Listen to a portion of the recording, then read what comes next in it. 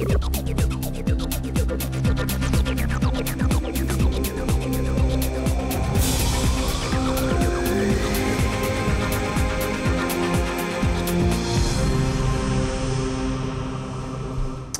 tal? Muy buenas noches. Bienvenidos al Cascabel en 13.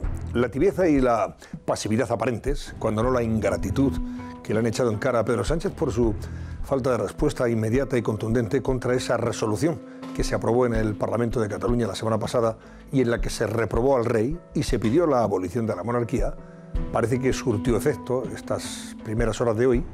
Y hoy mismo, sin esperar al viernes al Consejo de Ministros, la vicepresidenta anunciaba el recurso que el Gobierno va a presentar ante el Tribunal Constitucional contra esa resolución del Parlamento. A Podemos y a su líder Pablo Iglesias no le hace gracia que su socio Pedro Sánchez recurra a una propuesta contra el rey que su propio partido presentó y defendió en el Parlamento de Cataluña, evidenciando esa paradoja que supone el hecho de que la formación política que apoya, cogobierna de alguna forma y le hace las cuentas públicas populistas desde un punto de vista fiscal al gobierno, pues sea la misma fuerza política que ataca al jefe del Estado y pide abolir la monarquía. Claro que Pedro Sánchez no solo está apoyado por Iglesias, sino también por los mismos golpistas separatistas que quieren romper España y que hoy mismo ratificaban en el seno del gobierno de Torra esos ataques al rey y a la monarquía, escudándose en ese mantra cansino de que el Parlamento hace en definitiva lo que le da la gana porque expresa la voluntad popular, mientras al rey no le ha elegido nadie. En fin, una mercancía averiada que los separatistas, golpistas, los populistas de Podemos expenden prácticamente a diario para atacar al rey. Claro, están obviando intencionadamente un detalle nada baladí. El rey es la cabeza visible de la monarquía parlamentaria. Esa monarquía que los españoles refrendamos muy mayoritariamente como forma de Estado cuando votamos la Constitución del 78 y, por cierto, en Cataluña con más apoyo en las urnas que sus estatutos de autonomía. Vea, que vamos a...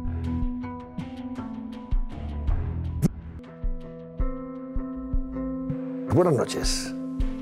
Buenas noches, Antonio. Hoy hemos conocido que este viernes el Gobierno llevará ante el Tribunal Constitucional un recurso contra la resolución aprobada contra el rey en el Parlamento, donde se reprobaba el discurso de Felipe VI tras el 1 y se pedía el fin de la monarquía. Actuación del Ejecutivo que, por cierto, ha sido criticada por Podemos. Con todo esto, les preguntamos, ¿está respondiendo el Gobierno con la suficiente contundencia a los ataques de independentistas y populistas contra la monarquía? Desde ya están abiertos nuestros teléfonos. Si consideran que sí, que el Gobierno está respondiendo con la suficiente contundencia ante los ataques contra la monarquía por parte de independentistas y populistas, marquen el 905-855-001. Si por lo contrario creen que no, marquen el mismo número pero acabado en 02, 905-855-002. Ya saben que pueden seguirnos en nuestras redes sociales, en Twitter @elcascabel13, y también pueden seguir la tertulia de esta noche y comentarla con el hashtag elcascabel16o. Estaremos muy pendientes de sus mensajes en redes y luego destacaremos algunos de ellos. Gracias, Lucía. Bueno, vean un avance de algunos de los temas que esta noche les ofreceremos. Terremoto en Andalucía. Las consejerías del gobierno andaluz bajo sospecha por presuntamente utilizar durante varios años un sistema irregular de financiación. ¿Es el caso Eresol la punta del iceberg de la corrupción andaluza? ¿Cuánto dinero se pudo haber defraudado? Todos los detalles esta noche en El Cascabel. Tras el supuesto apoyo a Maduro, Rodríguez Zapatero protagoniza una nueva polémica. ¿Tiene Zapatero intereses en concesiones petroleras del país latinoamericano? Hablamos con la oposición venezolana en unos minutos. Hoy la Conferencia Episcopal Española ha hecho un importante anuncio, la creación de una comisión de trabajo que va a actualizar los protocolos de actuación de la Iglesia española para responder a los casos de abusos a menores desde el punto de vista jurídico y canónico. Esta comisión trabajará en la redacción de una nueva normativa de la Iglesia para prevenir y proteger de abusos sexuales a menores, que va a sustituir a los protocolos actuales con el fin de adecuarse al modelo de la directiva redactada por la Comisión del Vaticano para la Protección de Menores. Sobre esta comisión ha hablado esta tarde en la linterna de COPE con nuestro compañero Ángel Expósito, el secretario general de la Conferencia Episcopal Española, José María Gil Tamayo. Y Gil Tamayo ha sido rotundo y de forma clara y contundente ha explicitado la posición de la Iglesia con respecto a los abusos a los que él ha calificado como como delitos y no pecados. Vean. Esto no es solo un pecado, es un delito. Y es un delito grave, los abusos, sobre todo a menores y a adultos vulnerables. Segundo, hay una disposición de la Iglesia a tolerancia cero, a prevención y a hacer de la Iglesia un lugar seguro. En esto para nosotros es fundamental y los primeros interesados somos nosotros. Y José María Gil Tamayo también ha recordado, el portavoz de la conferencia, que lo más importante son las víctimas y su atención. Oigan. Y por supuesto, lo primero son las víctimas. La atención a las víctimas, la escucha de las víctimas. Y yo sí quiero decir que esta comisión que inicia sus trabajos en el ámbito jurídico será con el tiempo una comisión interdisciplinar que abarcará otros sectores desde el punto de vista de expertos en psicología, otros expertos que ayuden a la Iglesia a la prevención, a la formación de los futuros pastores.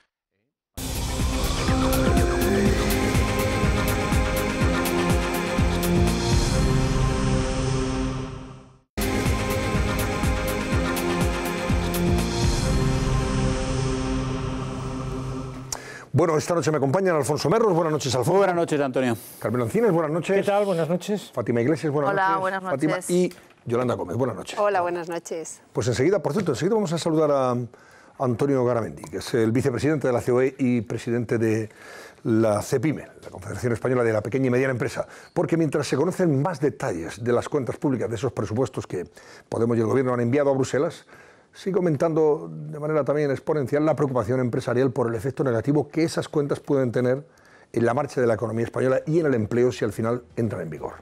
Estas cuestiones, dudas, preguntas que ya nos plantea Susana Ollero están muy presentes en el ánimo de economistas y empresarios pesimistas con esos presupuestos. Adelante, Susana. Pues sí, Antonio, como bien dices, el Ejecutivo de Sánchez mandó ayer a Bruselas ese borrador de presupuestos generales del Estado para el año que viene. Sin embargo, antes de que Europa dé el visto bueno, vamos a hacer un análisis de su viabilidad. Para empezar, esos presupuestos contemplan una reducción del déficit que ha pasado de este año del 2,7% a bajar hasta el año que viene a un 1,8%. Eso es lo que plantea el Ejecutivo de Pedro Sánchez. La pregunta es, ¿cómo lo conseguirán? ¿Es posible reducir el déficit aumentando los gastos? ¿Cómo van a hacer? Bueno, recordemos que el déficit se puede reducir de dos maneras, reduciendo los gastos o aumentando los ingresos, que esa segunda vía ha sido la que ha elegido el Ejecutivo de Sánchez para reducir ese déficit. Bueno, pues veamos los números. La previsión récord de ingresos gracias a la subida de impuestos va a alcanzar los 493.000 euros, un 5,7% más. El gasto, que también va a ser el mayor de la historia, con un total de 515.500 millones de euros, con una subida del 3,1%. Bueno, pues llegados a este punto, la cuestión es, ¿subir impuestos garantiza una mayor recaudación para las arcas del Estado? Bueno, pues según un estudio del Instituto de Investigación de Red Florida Blanca, no. Consigue justo el efecto contrario. Consigue evasión de impuestos por parte de los contribuyentes, consigue que se genere economía sumergida y consigue además una menos recaudación del Estado. Y les vamos a poner para muestra un botón. Veamos el ejemplo de Irlanda, que recauda más que España con menos impuestos. Aquí lo tenemos. El esfuerzo fiscal de Irlanda es de 0,04. Es 3 veces menos que el de España. Nuestra presión o esfuerzo fiscal alcanza el 0,14. Pero ¿cuánto recauda cada país? Pues aquí lo tienen. Irlanda el doble que España, 12.500 millones per cápita frente a los 7.500 millones de España. Así que, Antonio, este es un buen ejemplo de que no siempre subir los impuestos es igual a más ingresos o más recaudación de las arcas públicas. Muy bien, gracias, Susana. Pues ahora enseguida saludamos al señor Garamendi, pero antes os pregunto, ¿son cuestionables estos presupuestos? ¿Se pueden cuestionar en Bruselas? Os lo digo porque, a riesgo de que os llamen antipatriotas en el PSOE o en el Gobierno, bueno, pues quiero conocer vuestra opinión, lógicamente. En Bruselas no se van a cuestionar y se van a aprobar. Hay que recordar que lo que manda ahora el Gobierno es el papel con las líneas generales. Los presupuestos todavía no están ni detallados ni escritos, ni se conocen exactamente cuáles son las cifras que finalmente van a ir. Son las líneas generales que probablemente el Gobierno ya tenga apalabrado su apoyo. Yo, desde que asisto a una presentación de presupuestos, presupuestos, todos ellos tienen un título que se les da invariablemente, o son los presupuestos de la recuperación, o son los presupuestos del gasto social, o son los presupuestos del auge del empleo. Cada uno se le da un título. Lo importante, yo creo, es ver dónde hace aguas cada uno de los presupuestos. Y en mi opinión, efectivamente, este presupuesto pues quizá hace aguas por la forma en la que se supone que va a reducir el déficit público. Y es verdad que plantea una importante reducción del déficit público, porque son casi, bueno, es un 0,9, que son 11.000 y pico de millones, que es mucho, solamente del estructural es un 0,4, que es mucho, pero es verdad que el déficit solamente se puede reducir de dos maneras, o bien reduces gastos, es decir, reduces los sueldos de los funcionarios, o reduces gastos en sanidad, o en educación, o en pensiones, cosa que no ocurre, o bien ajustas y aumentas los ingresos. Y eso es lo que verdaderamente no está demasiado compensado. ¿Son unos presupuestos que nos van a llevar a la recesión, como dicen algunos? Yo personalmente creo que no. ¿Son unos presupuestos que nos pueden colocar en una situación peor, en un escenario de desaceleración económica generalizado en el que está Europa, con el viento en contra? Pues probablemente sí, pero son los presupuestos de un gobierno que tiene poco margen y unas elecciones a medio corto plazo. Bueno, vamos a ver, Yolanda, luego después os pediré también la opinión a vosotros y a nuestro invitado enseguida, venga. No, yo estoy con Fátima en que lo más probable es que Bruselas te dé el visto bueno a los presupuestos, entre otras cosas porque tiene a Italia, que Italia lo que ha hecho es directamente decir que no quiere cumplir los objetivos de Bruselas y poner en cuestión esto. Aquí yo creo que lo que hemos hecho es trampas, porque es verdad que tenemos unos presupuestos que a mí me parecen el cuento de la lechera, o sea, porque dices tú, Fátima, tienen pocas opciones, digo, hombre, ya pocas opciones tendrán, pero de ahí aumentar el gasto de esa manera con tantas medidas que yo creo que están infravalorados en los costes de tanto gasto. Por ejemplo, la subida de las pensiones con el IPC, dicen estos señores que va a costar 700 millones. 700 millones cuesta solo la paga por la desviación del IPC. Subir las pensiones con el IPC cuesta más de 3.000 millones. Entonces, en los mismos presupuestos tú metes compensar, subir las pensiones con el IPC, aumentar las pagas, aumentar el periodo de tiempo que están los padres de baja cuando tienen un hijo, volver a darles la paga de 400 euros a los mayores de 52 años, pagar las guarderías a todo el mundo de 0 a 3 años. O sea, es que es una barbaridad de gasto público. Yo me pregunto, pero vamos a ver, ¿hemos aprendido algo de la era de Zapatero, del gasto por el gasto, que esto al final no solo estás comprometiendo el año 2019, es que estás comprometiendo todo lo demás? Bueno, vamos a ver, don Antonio Garamendi es vicepresidente de la patronal COE y presidente de CEPIME. Don Antonio, buenas noches. Muy buenas noches, Antonio. Ustedes sí que han analizado, evaluado, en fin, mirado esas cuentas, ese borrador de presupuestos enviado a Bruselas. ¿Qué consecuencias puede tener para la marcha de la economía española y de las empresas? Lo que ustedes han visto así sobre el papel y que ahora están analizando en la Unión Europea. Bueno, nosotros lo hemos comentado con muchísima claridad, ¿no? Es decir, bueno, primero que no se nos ha preguntado, lo digo con respecto al efecto que ha habido del salario mínimo, ¿no? Pero en segundo lugar, yo creo que hay un tema que es claro, es decir, estamos en un momento donde no digo que haya una recesión, y menos lo diremos los empresarios, pero es cierto, y nosotros habíamos planteado ya que el crecimiento no iba a ser igual, que ya nos dijeron, sois muy agoreros, hemos pasado del 2,8 y dijimos el 2,7. El gobierno ayer ha hablado ya del 2,6, y el año que viene el 2,3. Por tanto, ya no vamos a estar en esos vientos de cola que podíamos tener antes, porque además encima tenemos la suma de los efectos arancelarios a Estados Unidos-China, tenemos el tema, de Gran Bretaña, del Brexit, tenemos el tema catalán, tenemos cierta desaceleración que puede haber en Francia y Alemania, es decir, nos afecta bastantes temas, ¿no? Entonces, claro, lo que es sorprendente, que es cuando toca, yo lo digo permanentemente, cuando toca posiblemente, cuando en tu casa igual las cosas no van tan bien, consiste en gastar un poco menos, y eso no es que te va a ir mal, te va a ir bien. Lo que no consiste es en gastar el doble. Yo lo dije el otro día con toda claridad. No es el momento de cambiar el cuarto de baño, la cocina, irte de vacaciones al Caribe. Es el momento de estar tranquilos, es el momento de gestionar bien, que es de lo que no se habla.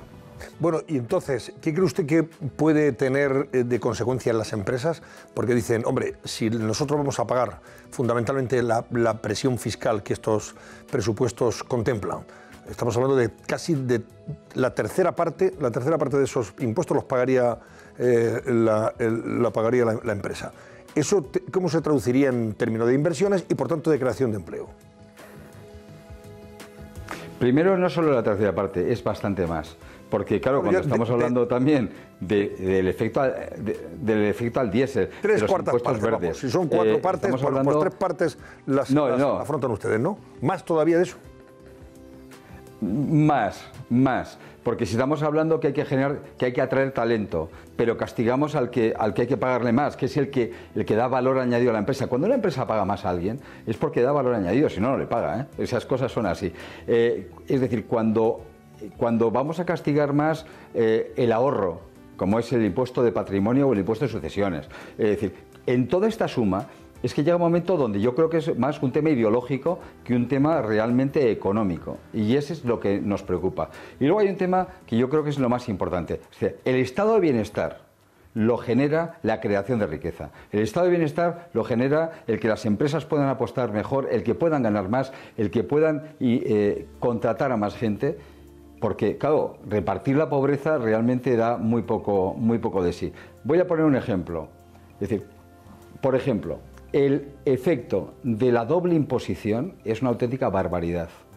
Es una barbaridad. Las empresas, cuando dicen que no pagan en España, sí pagan, porque están pagando los impuestos fuera de España. Y no solo son las grandes empresas, son las pymes. En las empresas pymes que están en terceros países, que no tienen el tratado o que tienen el tratado de doble imposición, el problema que tienen es que no van a volver a invertir porque estás pagando los impuestos allí y los impuestos aquí.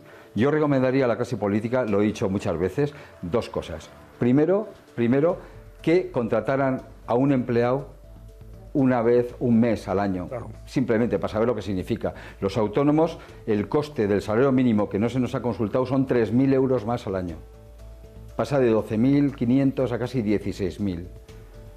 Y en siguiente lugar, si yo he pagado los impuestos allí, volver a pagarlos aquí, llega un momento donde no me compensa montar ni externalizar, no externalizar, sino internacionalizar mi empresa.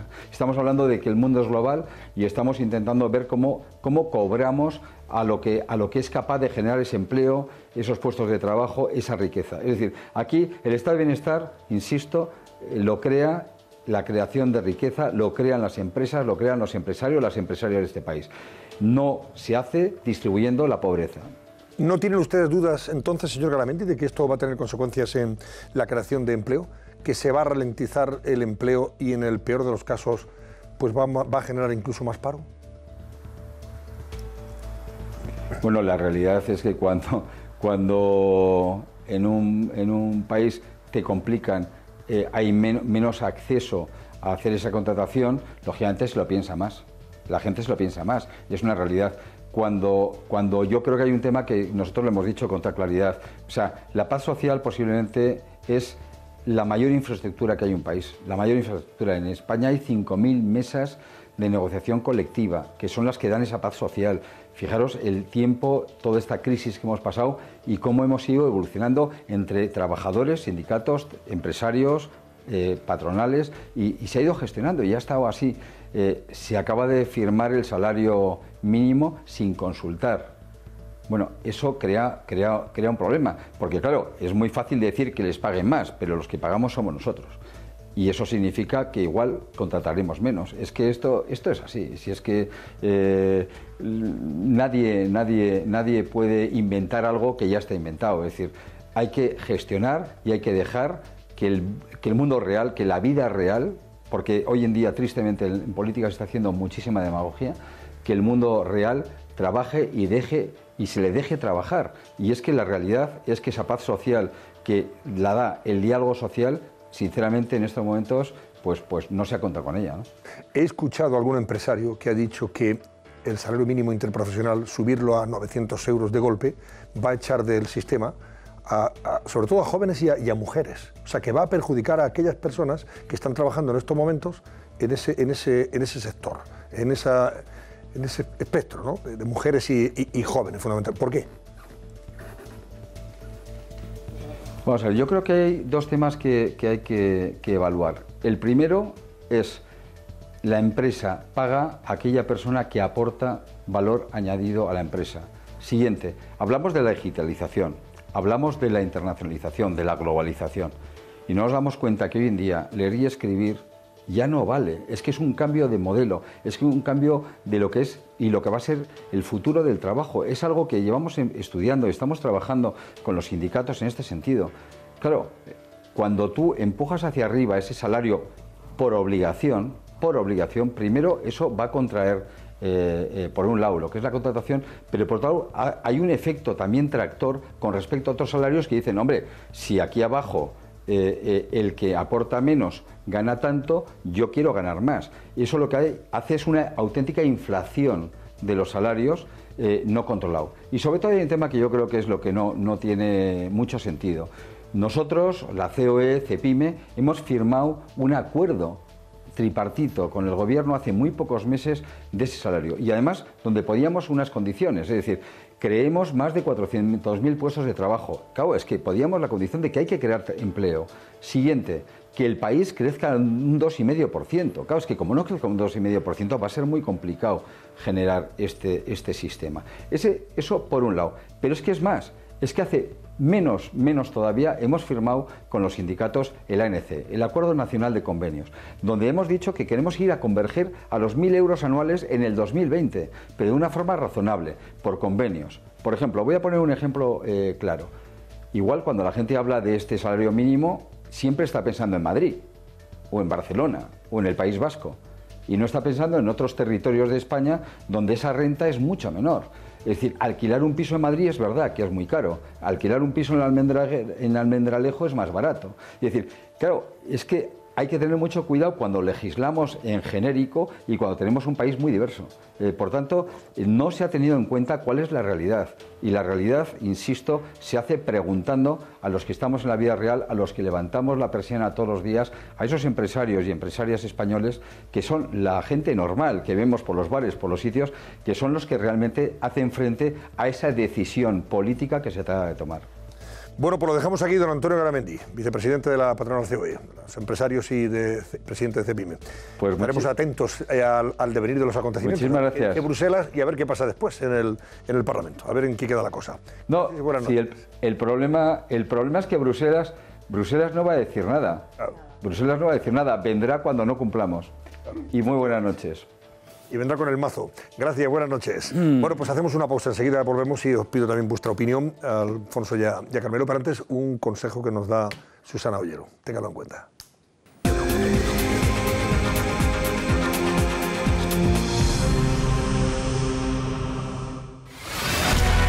Tras el supuesto apoyo a Maduro, Rodríguez Zapatero protagoniza una nueva polémica.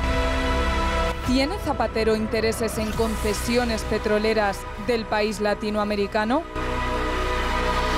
Hablamos con la oposición venezolana en unos minutos. Bueno, volvemos, estamos de vuelta. A propósito de los presupuestos, hoy Pablo Casado decía que va a exigir en Bruselas a la gente del Partido Popular Europeo, a los partidos próximos y amigos del PP, lógicamente, y a los primeros ministros próximos y amigos del PP, que le van a pedir a Bruselas que exija a Sánchez lo mismo que se exigió a Rajoy en materia presupuestaria, o sea, que sean tan rigurosos. Y esto, claro, ha llevado al PSOE rápidamente a tratar o a calificar o tildar a Pablo Casado de mal español o de mal patriota, por decir esto. Escúchenle, y ahora lo comentamos. Solo le pido a la Comisión Europea que exija tanto a Sánchez como exigió a Rajoy. Ante todo, el Partido Popular es un partido responsable. O sea, esto no es ir a hablar mal de España, ¿no? Como alguno me intentó manipular una conversación con Juncker. Manipulaciones las justas. El gobierno es un desastre y tiene a España hecha un desastre en apenas 100 días. El señor Montoro jamás cumplió con los objetivos de estabilidad. Y el señor Montoro hizo unos presupuestos en el año 2018 que eran falsos. Y por tanto no resistieron. No es que no resistirán, no resistieron ni el análisis de la AIREF ni el análisis de la Comisión Europea. Por eso ahora cuando aquí se raja la vestidura el señor Casado como para trasladar y a Bruselas una suerte de contraembajador, ¿verdad?, para contar que las cuentas públicas no son correctas, no sé lo que hubiera hecho, no estaba él, cuando el señor Montoro presentó aquellas cuentas públicas que merecieron, pues de alguna manera, la reelaboración que no hizo por parte de Bruselas. Y más madera. Tengo la portada del Mundo de mañana y dice El Mundo que Ciudadanos, esa es la noticia que manda en El Mundo de mañana, Ciudadanos está planteando ir al PP bloquear los presupuestos por ilegales, o sea, que no sean tramitados en el Parlamento. El partido de Rivera, dice El Mundo, pretende que la mesa del Congreso rechace la tramitación de las cuentas de Sánchez por no respetar la senda de déficit. Pastor, la presidenta del Congreso, va a pedir un informe a los letrados de la Cámara para ver si eso es posible. Bueno, pues ahí está la cosa. Un apunte más sobre todo esto antes de pasar al siguiente tema. Rápido, venga, Alfonso. Vamos a ver, a mí lo que me parece es que no es grave que Pablo Casado, por los intereses que pueda tener, naturalmente legítimos, políticos, partidistas, etcétera, haya puesto el grito en el cielo con estos presupuestos o los considere descabellados. Lo que parece preocupante es que estemos escuchando sistemáticamente declaraciones como la que le hemos escuchado al señor Garamendi y análisis en la línea de que estos presupuestos no son rigurosos, no son realistas, no son creíbles y por lo tanto vamos por muy mal camino. Claro, está planteando el señor Garamendi que aquí uno de los problemas que tenemos es que hay en especial una nueva clase de dirigentes políticos que es que no han estado en la empresa y que no han contratado a personas y no saben el coste que significa para un empresario no solamente pagar una nómina, sino pagarle lo que le tienen que pagar el Estado. Claro, el problema es que tenemos una serie de dirigentes políticos, algunos de ellos, lo digo con todos los respetos, que ni siquiera han hecho una declaración de la renta por su juventud o por las razones que sea. Dicho lo cual, yo no creo que sea antipatriota la actitud de Pablo Casado. Yo creo que solamente en un Estado que sea autoritario puedes confundir los intereses de un gobierno, y este los tiene, con los del propio Estado. Y las señales de alarma están llegando del mundo de la economía, y con mucha claridad y con mucha fuerza. Y cuando se dice estos presupuestos podrían ser la base de una recesión, que es una palabra muy seria, pues se está diciendo sencillamente que durante 2 trimestres consecutivos, durante medio año, podría haber una caída de la actividad económica, del empleo, de los salarios, etcétera. Y creo que como mínimo eso hay que escucharlo, hay que valorarlo y hay que tenerlo en cuenta. Y no decir que sencillamente, pues esto es propaganda del Partido Popular. Me parece que hay gente, en fin, con bastantes razones y con mucha ciencia que está hablando de lo que significan estos números. El señor Casado tiene todo el derecho del mundo a criticar los presupuestos, como no podría ser de otra manera, porque para eso representa al partido, para el partido que más parlamentarios tiene en la Cámara, pero aunque tuviera 5 solamente, también tiene derecho a hacerlo. En cuanto a lo de su marcha a Bruselas para criticar los presupuestos, bueno, va a una reunión de representantes del Grupo Popular en Europa, en Finlandia, y se lo va a contar a 4 primeros ministros y también a Angela Merkel, si es que le escucha, aunque yo creo que la Merkel, francamente, no tengo ninguna duda de que tiene la mayor connivencia actualmente con el señor Sánchez, por un motivo muy claro, y es porque le necesita. El problema es Italia y no España. Ahora mismo en Europa el problema es Italia. Y España va a pasar como antes contaba mi compañera, va a pasar este trance el señor Sánchez en la presentación, pero sin ningún tipo de problemas. Y por tanto, pues, no va más. Otra cosa es que estos presupuestos vayan a salir, que yo creo que no es tan fácil. No es nada fácil, lo llevo diciendo desde hace bastante tiempo. Y vuelvo a repetir que no le va la vida al gobierno de Sánchez en estos presupuestos, esto que no se olvide. Y algo más sobre el señor Garamendi, al que por cierto tengo el mayor respeto, porque me parece un tipo muy moderado y creo que casi siempre habla con sensatez, aunque hay muchas cosas que yo no puedo estar completamente de acuerdo con él, por una sencilla razón. Él cuando habla defiende a la empresa, que es su deber, nada más. Pero es que sobre todo los empresarios tienen la cosa de que crean riqueza y contratan a trabajadores. Y sobre todo porque son los únicos que crean empleo. Los políticos de momento no crean ningún puesto. Le pagan a los trabajadores y al Estado. Que yo he respetado a todos. Ahora respetarme a mí, por favor. Digo que hace bien en defender a la empresa porque representa a la empresa, pero sabemos que representa a la empresa y además va a representar a la gran empresa, porque él va a ser el candidato aventajado para la CEO. La crítica es generalizada. No es una crítica. Estos presupuestos. No, a estos presupuestos no hay una crítica generalizada. Hay una crítica. No. Hay gente que. Hay un tejido empresarial que está reaccionando. Perdona, hay gente que entiende que estos presupuestos tienen un componente social que era necesario. Estamos hablando de. Estamos hablando de un crecimiento del gasto del 3,1%, cuando hay un ingreso que supera el 5,7. Hay una previsión, de ingresos. Bueno, esos son los datos que acaba de dar nuestra compañera de aquí. O sea, que no lo vayamos a discutir lo que decimos aquí. No vayamos a discutir también la información que damos. Los cálculos pueden ser precisos si me dejáis concluir y mantener la línea de respeto que yo he tenido con vosotros. Y entonces, lo que digo es, ¿se puede estar de acuerdo con él o no? Y es muy discutible. Yo voy a decir la parte que me parece más discutible, que es la que siempre aparece en los presupuestos, como que es, que a mí me parece el cuento de la lechera, ya lo hizo Montoro. La lucha contra el fraude. Bueno, es que eso es invariable, eso lo hacen todos. Se habla de conseguir 800 y pico millones de euros. Eso lo hacen con la lucha contra el fraude, y yo no lo veo fácil. Pero en eso Montoro, bueno, podía...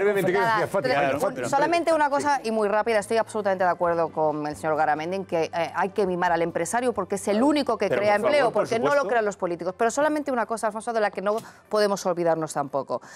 Durante los años de la crisis, las empresas han pagado el pato de toda esta crisis, pero al final lo que se ha quedado básicamente en el tejido empresarial español son sueldos muy bajos. Sin duda.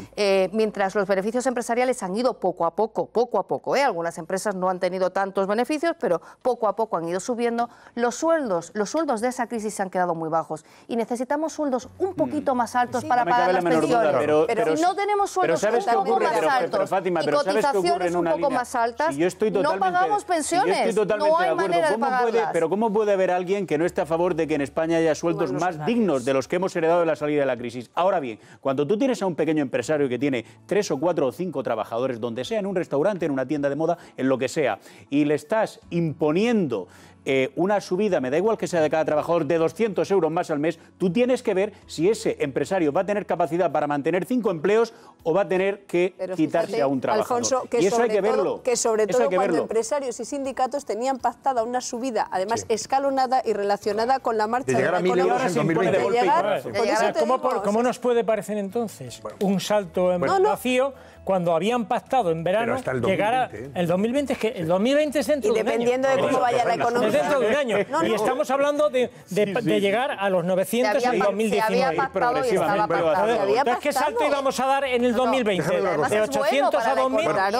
Para dejar el tema aquí, porque todos los días vamos a seguir inevitablemente comentando, porque es un asunto de interés máximo. Estamos hablando del debate fundamental del año, el de los presupuestos. Vamos a ver si llega al Parlamento o se cumple lo que dice el mundo, que dice que se va a bloquear esto porque Ciudadanos y el PP pretenden que no salgan adelante por ilegales. Bueno, en cualquier caso, a propósito de lo que decía Carmelo, es verdad que yo estoy leyendo todas las portadas de los periódicos de información general y los Salmón, los periódicos económicos, Expansión, 5 Días, El Economista.es, luego ABC, El País, El Mundo, La Razón, etcétera, etcétera, y ni uno ha titulado nada positivo en relación con los presupuestos. Todos son bastante inquietantes en ese sentido. Todos los titulares y mucha información, lógicamente, luego de dentro y el comentario y análisis son bastante preocupantes sobre las consecuencias que puede tener en la economía española. Luego, si se cumple o no, ya veremos. Pero todo lo que ahora mismo sobre el papel se está diciendo en relación con lo que se ha presentado es bastante inquietante y preocupante para la marcha de la economía y para el empleo, insisto. Bueno, señores, hoy se ha comentado, por cierto, lo que algunos medios han tildado ya como el último, o han calificado el último plagio de Pedro Sánchez. Ese vídeo con una niña como Obama en su día y como Trudeau, el primer ministro canadiense. Dice, claro, ¿dónde? Dice, oye, aparece Pedro Sánchez el Día de la Niña, el Día Internacional de la Niña, con una niña allí en su despacho, por aquí, oye, qué bien, qué buena idea, aquí nuestro amigo Iván Redondo, oye, Iván Redondo, otra que ha colado Iván Redondo, tal, igual. Y luego empieza a estar, y claro, como ahora los medios, todo el mundo, tiene una agilidad perfecta para empezar a brujulear por aquí y por allá, y dice, anda, descubren que esto ya lo había hecho Trudeau hace 3 o 4 días, o el otro no sé dónde. A ver, cuéntanos, Irene Sáenz. Sí, nosotros les hablaremos de inspiración, de imitación y luego ya ustedes en sus casas deciden si el presidente copia al primer ministro canadiense. El caso más reciente, como decíais, el de las niñas de sus tweets. Primero fue Trudeau y 4 días después, digamos que Pedro Sánchez se inspiró en esa publicación. El primero posó con su hija y el segundo con una niña madrileña de 9 años llamada Irene, a la que presentan como la primera presidenta española. En el caso de Sánchez incluso hubo traspaso de cartera. Hay que cambiarlo de la E por la A, pero este será tu maletín. ¿vale? Yo ya, Irene, presidenta... Igualdad entre mujeres y hombres, pero como ocurre en muchas ocasiones en política, alguien lo había hecho antes. En este caso, Barack Obama. En 2013 recibía, como estáis viendo aquí, a un joven, a un pequeño niño que fue a la Casa Blanca y con el que hizo un tour. Pero la imitación de Sánchez no se limita, no se reduce a los niños, también a otra de sus pasiones, al deporte. Y por supuesto a compartir esta pasión en las redes sociales. Aquí lo tienen. Ahí tenemos a Trudeau con el presidente Peña Nieto y aquí a Pedro Sánchez, en esta ocasión solo. Hay otras similitudes, vamos a ver, evidentemente todos ustedes recordarán esta foto que tenemos aquí, que fue, bueno, objeto de muchas bromas en las redes sociales, también en las tertulias de la televisión, le sacaron muchos parecidos y uno de ellos con Kennedy. Si observamos las gafas, el avión, el acompañante, es inevitable al menos hablar de inspiración. Así que después de todo esto, juzguen ustedes en casa. Y Antonio, ¿cumple Sánchez con esta imagen de político desenfadado y moderno? Os traslado la pregunta a la mesa. Yo recordaba antes el caso de esos mítines que daba Pedro Sánchez cuando estaba ganándose el voto de sus compañeros para ser secretario general del PSOE, y allá donde iba recordaba para atacar a Rajoy, dice, el caso, por ejemplo, de Juana, esa trabajadora que se levantaba a las 5 de la mañana, tal. En Barcelona. He conocido esta mañana a Juana, esa trabajadora del hospital tal. Llegaba a Bilbao. He conocido a Juana tal. Luego lo cambió por el nombre de, creo, de Verónica, ¿no? Sí, va a cambiar. O Verónica, o no, Valeria. Esa chica Valeria que he conocido que trabajaba de dependiente en Valencia tal. En Badajoz, Valeria. Eso, para ser justos, les pasa a No, ya le pasó también a Rajoy con la niña de Rajoy. Pero hombre, podían cambiar el guión, modificar un poco los nombres. Antonio, es que al final es que termina siendo todo una filfa mentirosa. El problema para Sánchez es que a partir de ahora, haga lo que haga, siempre se le va a acusar de plagiar, porque nadie dice que Trudeau ha plagiado a Obama y que Obama en su día plagió a otro para hacer lo de la niña, ¿no? El problema también es que el marketing lo ha invadido todo de una manera tan brutal, incluida la política, porque, oye, marketing es el bebé de Vescanza en el Parlamento, marketing es Rufián exhibiendo una impresora en el hemiciclo, marketing es el beso que se dio Domènech con Pablo Iglesias, o marketing es, evidentemente, Rajoy haciendo senderismo por Galicia en verano. Marketing es absolutamente todo. El problema es que tú tienes que tener un buen producto para hacer el marketing, porque hasta las campañas en las que más se invierten, al final el consumidor siempre sabe si el producto es bueno o si el producto es original, fruto de la inversión. ¿Qué es la diferencia? ¿Cuál es la diferencia que yo veo de este gobierno respecto a toda esa campaña de marketing que se está haciendo? El problema es que partimos de que Rajoy no quería para nada salir y ningún tipo de exposición, o sea, era absolutamente alérgico, porque además era de la opinión en el que cuanto más podía arriesgar, más se podía meter la pata. Y esto es absolutamente todo lo contrario que le pasa a Pedro Sánchez, que sabe que tiene poco tiempo, pocos recursos y que tiene que dar la campanada hablando mal y pronto. Y luego tiene a su alrededor a gente, efectivamente, como Iván Sánchez, que es lo que ha mamado, que es que se sabe esas campañas desde el principio hasta el fin, se las ha hecho todas. En la que se ha inspirado el presidente del gobierno, hombre, yo creo que tiene varias lecturas. Es verdad que ya sabemos que el canadiense le gusta le gusta bastante a Pedro Sánchez, pues al final un dirigente político que es fresco, desenfadado, simpático, alegre, es un tío impulsivo, etcétera, y por lo tanto gusta en la Moncloa el estilo del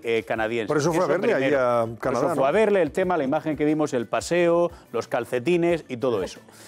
Luego también hay una cuestión de fondo que a mí me parece importante. Es decir, esta es una campaña, la de Pedro Sánchez, que lleva a cabo una ONG que es muy importante, muy seria durante muchos años, plan internacional, y que, hombre, en una sociedad que todavía es demasiado machista, poner en valor la igualdad de hombres y mujeres, y en este caso el valor de las niñas y de los niños, a mí me parece fantástico. Ahora bien, estoy de acuerdo con lo que está comentando Fátima. El marketing, por supuesto que es importante en cualquier actividad, hoy en día, para la política también, pero no puede sustituir a la acción. No, claro. Y en el caso de Pedro Sánchez, el problema es que en muchas ocasiones el marketing se come a la acción política. Yo no sé si le ha dado tiempo en 72 o en 96 horas a hacer el plagio, pero desde luego huele un poco, sobre todo porque es que Canadá y este gobernante que tiene Canadá se toma como referencia en el Palacio de la Moncloa para muchas cosas. Bueno, a estas alturas de la película yo creo que todos imitan a todos, o sea, todos aprenden de todos, todos hemos aprendido algo de alguien y todos hemos tenido como referencia a gente para aprender a comportarnos en nuestro trabajo, en la sociedad, o sea, que esto, evidentemente, esto pues se habrá inspirado en Trudeau, se habrá inspirado en Kennedy o en quien haya sido, a mí me da igual, lo que está claro es que, bueno, hay una acción de marketing político, digamos, muy intensa en la Moncloa, allá él si considera que eso le funciona, y a lo mejor le funciona.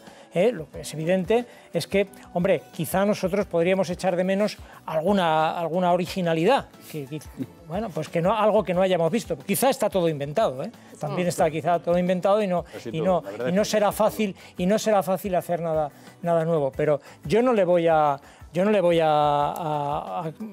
criticar porque ponga una niña, o sea, que lleve una niña a la Moncloa, o salga a mí el mensaje de proximidad me parece que es aceptable.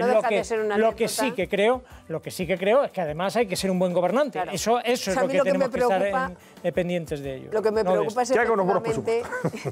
me preocupa es efectivamente que se quede solo en eso, ¿no? En el marketing. Y el problema además de exponerte tanto es que al final te arriesgas a que pasen cosas como esta, ¿no? Que te buscan hasta el último, mira que te estás copiando de esto, y que al final esto, en lugar de quedarte con el mensaje de la niña, de la igualdad, de que las mujeres podemos llegar a ser presidentas del gobierno, te quedes con que si este señor ha copiado o ha dejado de copiar, ¿no? Hay que tener un poquito de cuidado, pero vamos, a mí no me parece anecdótico porque efectivamente prácticamente está todo inventado, ¿no? Bueno, vamos a ver, vamos a cambiar de argumento y de protagonista. Sabéis que Zapatero está mediando en Venezuela con desacierto y con mucha crítica por parte de la oposición venezolana. No le gusta lo que está haciendo Zapatero porque creen que se ha puesto de parte lógicamente del régimen de Maduro.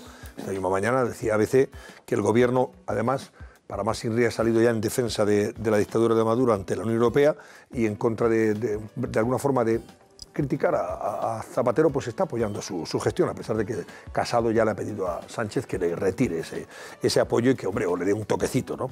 Dado que los políticos de opositores creen que el diálogo que quiere ahora que relance Europa con Maduro, pues le daría oxígeno a su régimen dictatorial. Y ahora lo último, además de todo eso, es que ahora Zapatero está ahí en el ojo del huracán, porque un antiguo capo chavista le ha señalado en el sentido de que ha recibido contratos petroleros de Maduro. Él ha dicho que no. Dice, yo trabajo por la paz, yo no me he lucrado con esto del petróleo. Pero bueno, ahí están las acusaciones sobre ese particular y bueno, pues ahora mismo es el asunto que tiene que aclarar. Así que voy a saludar al que fue alcalde de Caracas, que es don Antonio Ledezma, está exiliado en España, y a lo mejor nos puede dar alguna pista o algún detalle más en relación con este asunto. Don Antonio, buenas noches. Muy buenas noches, paso a saludarlo. Bueno, vamos a ver, ¿le sorprende esto que se ha publicado de Zapatero, de que podría estar, bueno, pues ligado a empresas petroleras venezolanas o que podía haberse lucrado de algunos contratos? Le acusan de representar a unos españoles de apellido Cortina en una concesión petrolera en la faja del Orinoco. ¿A usted le suena todo esto o no? No tengo constancia de eso, pero sí es como dice la canción Periódico de ayer, sí. De esta noticia se viene hablando hace mucho tiempo. Son muchos los rumores que van creciendo como una ola, sobre todo cuando mucha gente se pregunta cuáles son las razones que privan en el ánimo, en el espíritu, en la conciencia del expresidente Zapatero para mantener esa ardorosa defensa del régimen de Nicolás Maduro. Porque para ustedes, evidentemente, Zapatero no está haciendo un papel de mediador neutral. Está, digamos, más posicionado a favor del régimen que de la oposición. Por lo menos eso es lo que le cuestiona. No es tanto lo que yo piense. Yo creo que es lo que han dicho incluso cancilleres que participaron en la reunión de Dominicana, lo que han dicho dirigentes, como el caso de Julio Borges, que estuvo involucrado directamente en el proceso del fallido diálogo en Dominicana, que da cuenta de la parcialización del presidente Zapatero, lo cual descalifica su rol como mediador para ser realmente un operador político a favor de Nicolás Maduro y su régimen.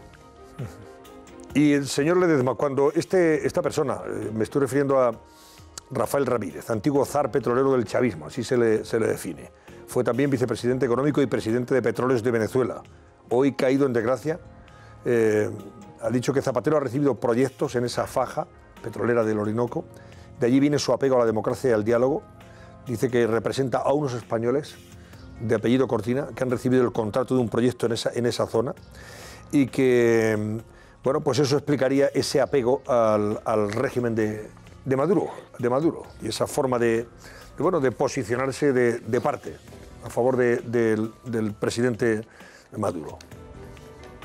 Bueno, es un emplazamiento directo al presidente Zapatero. Es él el que tiene, creo, la obligación moral de desmentir o de admitir esa acusación. Quien hace la acusación es el zar petrolero, que por muchos años, creo que 12 años continuos, era el que se despachaba y daba el vuelto en el manejo de los asuntos petroleros de Venezuela.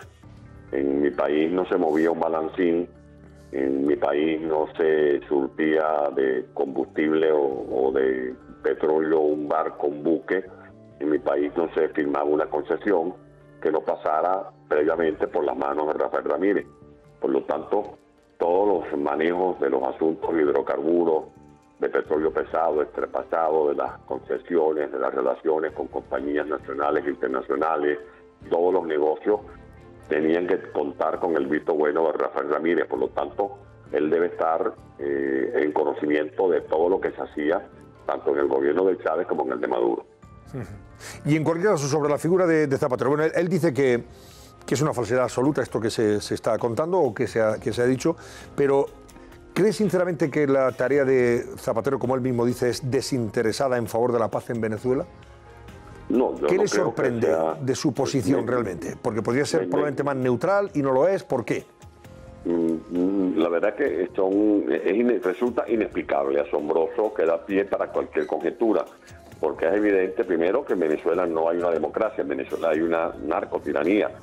Es evidente que en Venezuela ni siquiera hay una dictadura convencional, como lo fue, por ejemplo, Pinochet en Chile.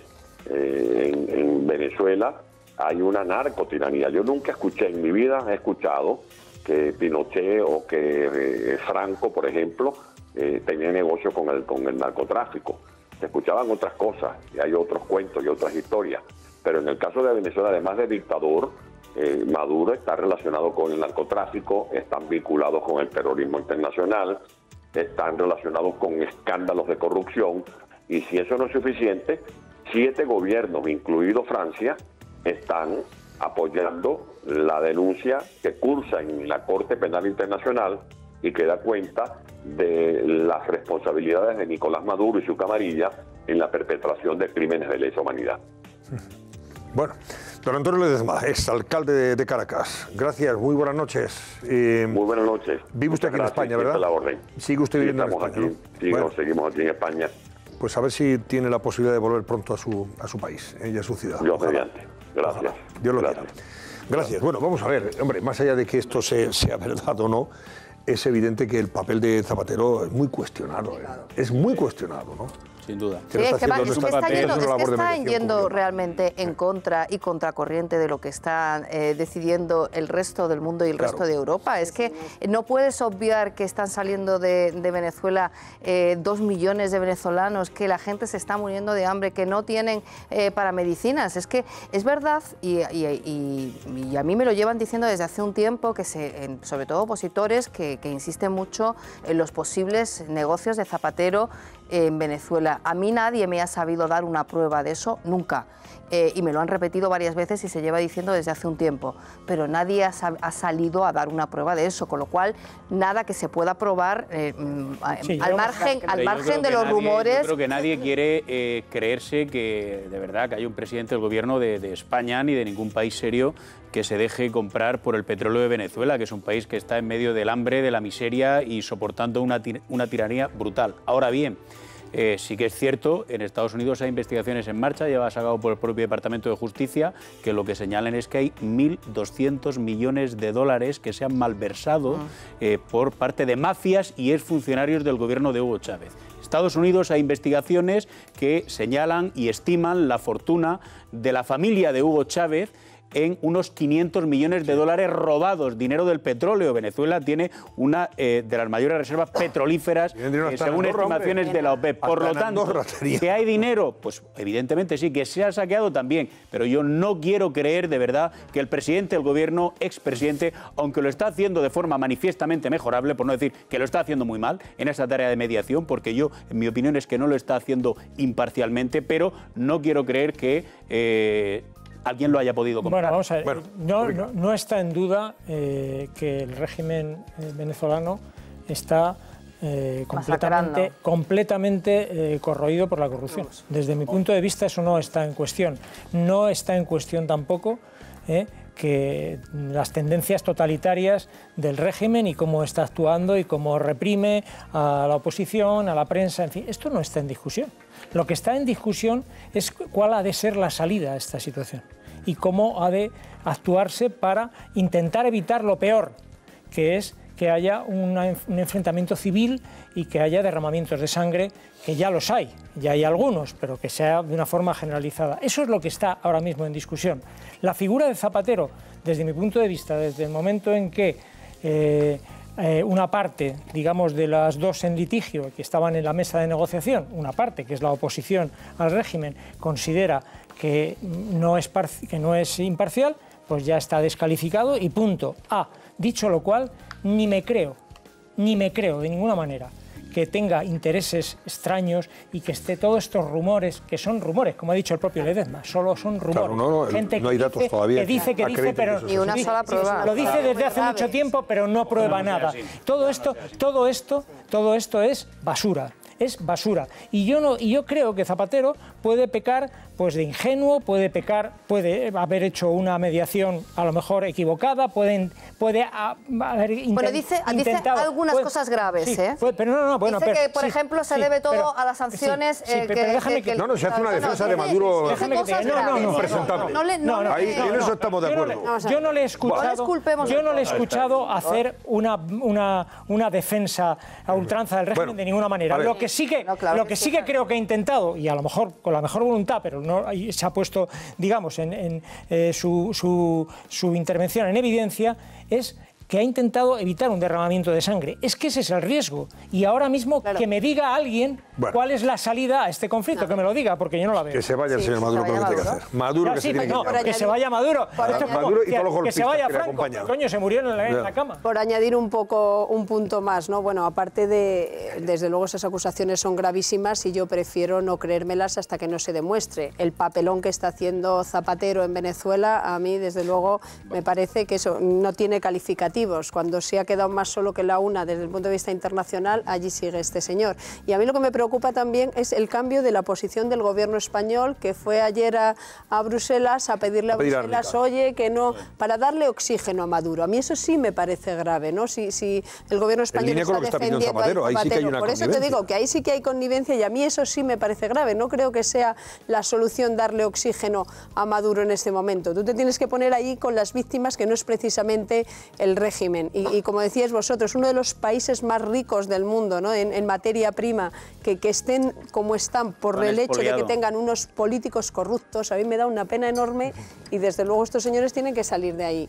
Bueno, vamos a hacer una pausa. Venga, que tenemos que... Vamos rápido, Carmelo, que tenemos tiempo. Y Expósito está al caer. Ya son las 11:30. Volvemos enseguida. Hasta ahora.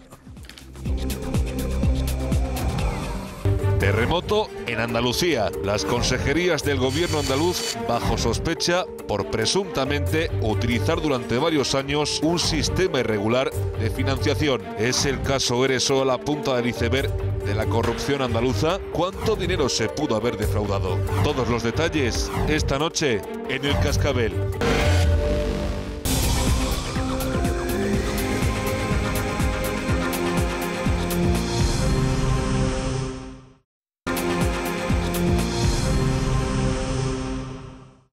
Terremoto en Andalucía. Las consejerías del gobierno andaluz bajo sospecha por presuntamente utilizar durante varios años un sistema irregular de financiación. ¿Es el caso ERE solo la punta del iceberg de la corrupción andaluza? ¿Cuánto dinero se pudo haber defraudado? Todos los detalles esta noche en El Cascabel. Ahora entraremos de lleno en ese asunto que es objeto de portada a todo trapo, por ejemplo, de ABC, del Mundo, de La Razón. No le va a gustar nada a Susana Díaz, me temo, las portadas de estos diarios, mañana cuando los vea. O esta noche, si está bien viendo El Cascabel. Ángel Expósito, buenas noches. La saludamos. La saludamos, claro que sí. Presidenta, buenas noches. Buenas noches. Hace 5 minutos que ha apagado usted su linterna en la COPE. He subido corriendo. Y corriendo viene usted además sin resuello. Sí, es verdad, sí. Ah, bueno, es verdad, oye, pues, ¿y tú lo subes andando? No, por no puede supuesto. ser. ¿Perdona? ¿Qué me dices si viene el tío? Hombre, si viene el vale, ascensor. vale. Yo soy un tío. Sí, me ha engañado. Yo soy un tío. Lo veo yo demasiado. No hay nada peor, no hay nada peor, y lo sabéis más de sobra, sobre todo que subir corriendo a un micrófono. Que subir a un micrófono, aunque sea 2 o 3 tiros, y ponerte a largar. Te mueres. Te mueres, es imposible. Literalmente la palmas. No tienes aire. No tienes aire, pero en fin. Te falta, vamos, Sobre el todo aliento cuando y ya todo. hemos cumplido una edad. Porque No. Perdona. Y con 10 años también. he pluralizado, ¿eh? Nunca se puede hacer eso. Bueno, ¿qué? Cuéntame. Me pongo serio. Voy. A ver. Seguro que habéis hablado del tema presupuestario. Sí, hemos comentado ya algunas tema cositas. de Junqueras, del otro, en fin, lo de siempre. Me pongo serio y luego voy con un audio que me parece espectacular. Primero me pongo serio. El nombre del día es José Manuel Arcos Sánchez. Seguramente será un nombre que por desgracia se nos olvidará en muy pocas semanas. Es el guardia civil al que hace día y medio un tal Juan Antonio M.G. mató con su propia arma. Hoy ha sido despedido en el funeral en la Catedral de Granada. Ha ido Grande Marlaska, han ido los compañeros, y me parecía de justicia.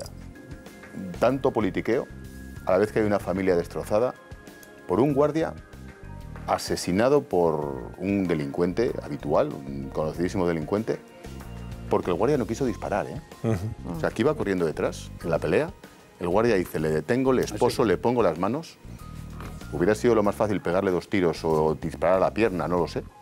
El caso es que muere en esas circunstancias. Sí. Le roba el arma, le quita el arma y le Porque dispara. A bocajarro. Terrible que muera un quemarropa. guardia, un policía, faltaría más en un atentado, en un... yo qué sé. ¿Has visto las imágenes de la detención, no? Sí, pero la Tremendo, circunstancia de ¿Cómo cómo se lo intenta contiene? detener con las manos y cómo acaba él con 2 tiros en el abdomen, me parece una historia tremenda, no sé. El homenaje a José Manuel Arcos, porque hay tantos héroes como él que hoy nos quedamos sin uno Y menos. muy emotivo además la salida del féretro, del ataúd, con los compañeros cantando el himno de la Guardia Civil. Imagínate. La muerte no es el final también, el himno, bueno. No sé, yo creo que extraordinario.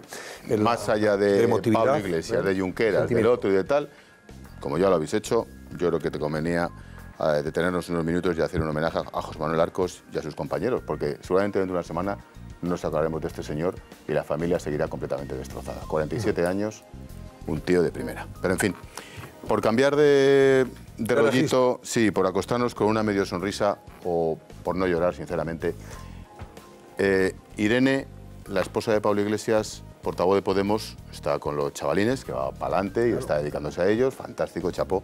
Bueno, le sustituye Ione Belarra. Esta es la portavoz actual. Portavoz actual, portavoz adjunta de Podemos en el Congreso, diputada por Navarra. Hoy, reunión de la mesa en el Congreso, ha dicho esto. Dentro vídeo. Vamos a verlo. Básicamente rechazaba el discurso que el rey Felipe IV realizó el pasado 3 de octubre, porque básicamente lo que hizo el rey Felipe IV en ese discurso fue... Se le ha movido el palo. Sí, el palo se le ha ido. Se le ha movido el palo. El mejor lo ha puesto por delante. El mejor de foto es, te lo juro. O sea, esto lo ha dicho, te lo juro. Yo tengo 3 preguntas. Una, ¿qué no sabe? ¿Que el actual rey es Felipe VI? ¿Qué no sabe? ¿Que en 1600 y pico hubo un rey que era Felipe IV? ¿O qué no sabe? ¿Que palito V es 4 y que V palito es 6? Una de las 3 cosas, o las 3, no las sabe. Me parece cuanto menos muy ilustrativo. Lo del palito me lo ha propuesto hoy un oyente. A ver si es que no sabe, ¿os acordáis? Es ¿no? fantástico, sí. Los números romanos, que los estudiábamos entonces. Yo no sé si los estudiaron los chavales en la escuela. Supongo que sí, ¿no? A ver, Hombre, claro. perdona.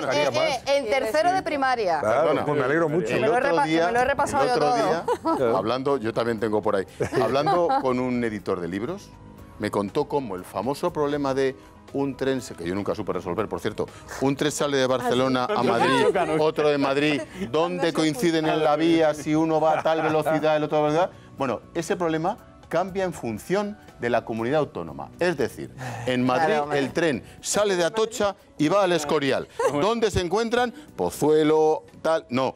En Andalucía sale de Sevilla y va a Granada. En Cataluña sale de Gerona y va a... Lleida. Es impresionante.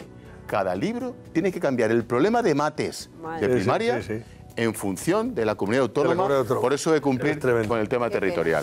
Bueno, tela, ¿eh? Como para quejarnos con la historia. ¿Quieres saber lo de Andalucía? Ya que lo hemos comentado. No, ya me lo he leído. ¿Sabes de cuánto dinero hablan? 3.500 millones. Sí, 3.500 millones. 3.000 millones. Vamos a ver, mira, la portada de ABC, voy a recordarla, mira, portada de ABC de mañana ya, ¿eh? La tenemos ya, luego comentaremos algún detalle más, pero como esto es lo que nos va a contar ahora Susana Ollero, y vamos a hablar con un colega, con un periodista de Andalucía, sobre el particular. Ven ustedes la portada, la Junta usó el método ERE para gastar sin control otros 3.500 millones de euros. ¿Qué es? La juez sospecha que utilizó a todas las consejerías para regar... Vas a multiplicar... Mira, espera. No, le he pillado. Va a multiplicar por 166. Va a multiplicar por... Yo también lo he hecho antes. ¿Y cuánto te ha salido uno? Se me pierdo, no cabían los ceros. Bueno, pues según esto es para sostener el sistema clientelar del gobierno del PSOE andaluz. Pero es que llegas al Mundo y te dice que una juez ya ha ampliado la investigación de los ERE falsos a toda la Junta Andaluza. Indaga si se usó el mismo sistema de pagos irregulares en más consejerías, ¿eh? Pero es que vas a la razón y lo mismo. Un fondo de reptiles mayor que el caso ERE. Se está investigando un desvío de 4.315 millones de la Junta. El fondo de reptiles... Un juzgado reclama al gobierno de Susana Díaz las transferencias de todas las consejerías al Instituto de Fomento de Andalucía, que luego fue la agencia IDEA esta, y la sustituta de Alaya retrasó 2 años el caso. Es tremendo. Ahora hablaremos con Chema Rodríguez, pero antes despido a Ángel Expósito y saludo a Susana Ollero. Adiós, Ángel, hasta mañana. Mañana te esperamos otra vez aquí. Mañana vengo. De las 11:30. Susana, danos detalles en relación con este asunto que ahora Chema Rodríguez, compañero del Mundo en Andalucía, nos va a ampliar. Venga.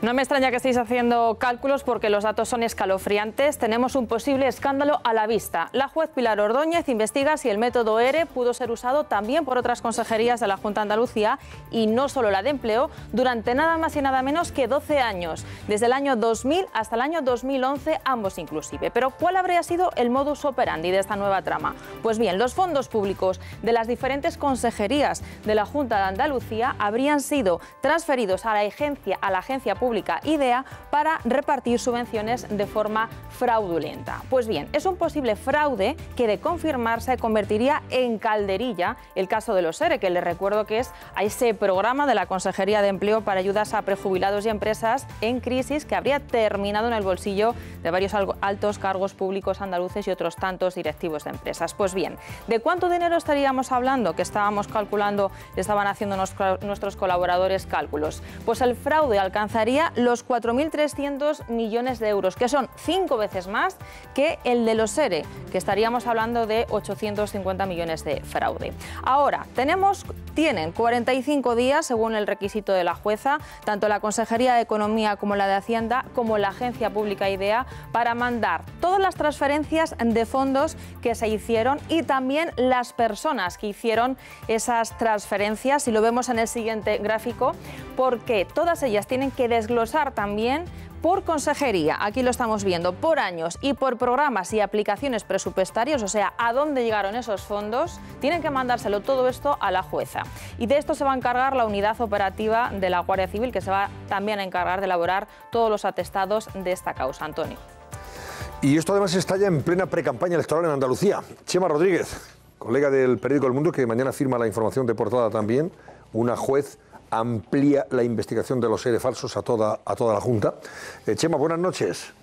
Muy buenas noches, Antonio, ¿qué tal? Vamos a ver, ¿y esto por qué en fin, se conoce ahora? ¿Ha sido una sorpresa que esto, en fin, haya estallado? Cuando se está juzgando, por cierto, el caso de los ERE falsos. Efectivamente, se está jugando en estos momentos desde el mes de diciembre y aparece ahora, no por casualidad, sino porque el caso ha cambiado de manos. Antes lo llevaba, la instructora era la juez María Núñez Bolaños, que es la titular del juzgado de instrucción número 6 de Sevilla, pero esta juez ha sido recusada por el Partido Popular por sus vínculos familiares con la agencia IDEA, y ha sido otra juez, Pilar Ordóñez, la que ha tomado el caso en sus manos y ha dado un impulso, parece que definitivo, después de que este asunto ya ha estado más de 2 años paralizado o ralentizado casi al mínimo por la juez Núñez Bolaños. Es por esto, por este cambio de juez, por lo que se produce ahora este despegue, digamos, de esta nueva causa de corrupción, presunta corrupción, que afecta de lleno ya no solo a una consejería, la de empleo, sino potencialmente a todas las consejerías de la Junta de Andalucía entre los años 2000 y 2011. Madre mía, pues estaríamos hablando de mucha gente implicada y desde luego de un dinero presuntamente malversado que estaría, claro, habláis, unos hablan de 3.500 millones, otros de 4.315 millones, etcétera, etcétera. O sea, esto deja pequeño el caso de los ERE, que son 700 y pico millones de euros, ¿no? Claro, es lo que comentábamos antes. El caso de los ERE se circunscribe única y exclusivamente a la Consejería de Empleo. Era la que, en el caso de las ayudas irregulares de los ERE, la que transfería el dinero a la agencia IDEA para el pago de estas ayudas irregulares. Ahora de lo que estamos hablando es que este mecanismo, este procedimiento que se investiga en el caso de los ERE, era habitual en prácticamente todas las consejerías de la Junta de Andalucía. El mecanismo que se está juzgando, la legalidad se está juzgando en este momento, es la pieza clave que se juzga en la Audiencia Provincial de Sevilla en este asunto. Si es ilegal en todas las consejerías, no solamente la Consejería de Empleo, y se utilizaba en todas las consejerías, con lo cual, pues imaginemos que la magnitud del escándalo de los ERE podía llegar a multiplicarse por 5, por 10. Pero fíjate, todavía pronto. Chema, entonces ahora tenemos a una nueva juez, que es Pilar Ordóñez, que es la que de pronto impulsa todo esto. Además, conmina, pide a la Junta de Andalucía que le entregue información de cada consejería en un plazo de 30, 40 o 45 días, ¿no? O sea que estaríamos hablando de, en plena campaña electoral, este asunto va a estar más vivo que nunca, evidentemente. Sí, lo que le pide depende de lo que le pide, pero el plazo es entre 1 mes y 45 días, un arsenal de documentación, porque son todos los expedientes de todos los pagos, de todos los encargos que se ha hecho desde todas las consejerías a esta agencia IDEA, que no olvidemos es el epicentro también del caso de los ERE, porque era la agencia que pagaba directamente las ayudas irregulares. Está en medio de todos los escándalos, de nuevo, en este también. O sea, ¿y qué hubiera pasado si no es recusada la anterior juez, esta señora María Núñez Bolaño? Este tema a lo mejor habría pasado inadvertido. O sea, este presunto caso, este presunto escándalo, ¿estaría ahí dormido o habría desaparecido del mapa? Presumiblemente seguiría en el estado casi catatónico, ¿no?, por decirlo así, en el que llevaba desde 2016, que es cuando se abrieron las diligencias previas, separadas a su vez de la macrocausa de corrupción que se investiga en el juzgado de instrucción número 6. ¿no? En estos 2 años, prácticamente los movimientos que se han hecho en el juzgado, las actuaciones para esclarecer este asunto han sido mínimas, y eso fue lo que provocó las quejas y las recusaciones por parte del Partido Popular, y además del vínculo familiar que mantenía la juez, que mantiene la juez con la persona que precisamente se encargaba de los pagos en la agencia IDEA, que es su cuñada.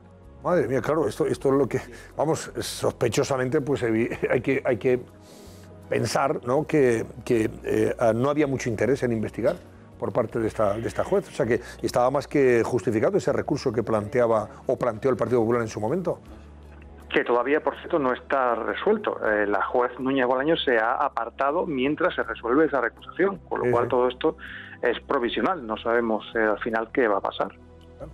Cualquiera puede pensar lo peor en ese sentido, pero en fin, oye, todo esto lo ponemos en condicional. No queremos que nadie pueda decir que estamos acusando a una juez de una actuación en función de unos hechos. Lo cierto es que esto de pronto ha cogido otra juez el caso y lo ha activado de una manera que nos ha sorprendido a todos. ¿Qué querías preguntarle a Chema?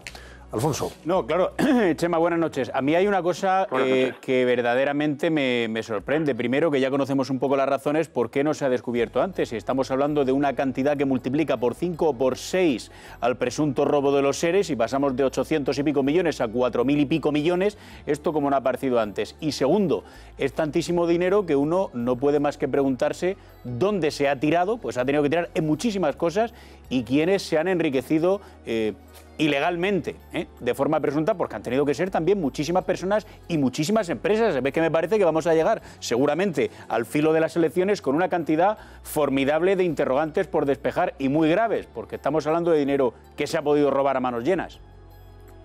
Estoy de acuerdo contigo, vamos a llegar a las elecciones con muchísimas interrogantes y que no van a tener respuesta, porque teniendo en cuenta que esto se acaba, como por decirlo así, de iniciar la investigación, teniendo en cuenta la magnitud de este procedimiento, la potencial magnitud que multiplica la de los ERE, y llevamos cuántos años con la instrucción del caso ERE, pues de aquí a que tengamos algo, saquemos algo en claro de este nuevo asunto, pueden pasar igualmente años.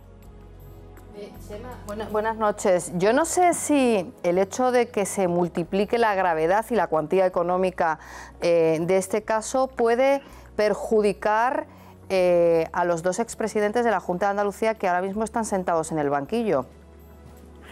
Bueno, si de todo esto derivara un nuevo procesamiento y un nuevo juicio, evidentemente, como máximos responsables de los gobiernos entre los años 2000 y 2011, su supuesta responsabilidad estaría clara. De todas formas, hay que tener en cuenta una cosa: en el juicio de los ERE que se está celebrando en la audiencia de Sevilla en estos momentos, en estos meses, lo que se está dilucidando es la legalidad del sistema de transferencia de financiación para pagar las ayudas. Es decir, del resultado de este juicio dependerá en muy buena medida el futuro de esta nueva causa que hemos conocido hoy, este impulso. Si en ese juicio, si en el juicio que se celebra ahora, se decide, se declara el procedimiento es ilegal, el escándalo está servido y multiplicado. Ahora bien, que también es una posibilidad, si la audiencia dictaminara que el procedimiento fue legal y correcto, lo mismo, este asunto pues no llega tan lejos. Venga, pues, rápidamente que tenemos que ir a la última pausa de Opinión. Ahondar un poco en la pregunta que ha hecho Alfonso, ¿la jueza especifica a qué se destinaba ese dinero? ¿Al final eran ayudas también o ayudas a parados, como en el caso de los seres, o exactamente para qué se destinaba ese dinero, aparte de lo que se puede haber quedado por el camino? No, en la provincia que se ha conocido hoy, que es de fecha de 1 de octubre, no se especifica ni la cantidad, que es una aproximación lo que se está haciendo, ni tampoco a qué se destinaban esos fondos. Hay que tener en cuenta que la Agencia de EA es un ente instrumental de la Junta de Andalucía a la que las consejerías encargan diversos tipos de, pues, por ejemplo, de dar ayudas, procedimientos, concursos, que escapan así del control al que están sometidas las propias consejerías, con lo cual pues, la variedad, la tipología de las ayudas, del dinero, es enormemente amplia, va mucho más allá de los seres irregulares que hasta ahora conocíamos. Bueno, Chema, lo dejamos ahí de momento. Gracias. Buenas noches, Chema Rodríguez, compañero del periódico El Mundo. Luego volvemos sobre el particular. Carmelo. ¿Puedo decir una cosa? Claro que vas a decir. No, pero ahora la vas a decir en cuanto volvamos de la publicidad. Si vamos a recordar estas portadas que se ocupan del tema ampliamente. Pero ahora tenemos que irnos rápidamente a conocer el pronóstico del tiempo. Sara Valle, cuéntanos, venga.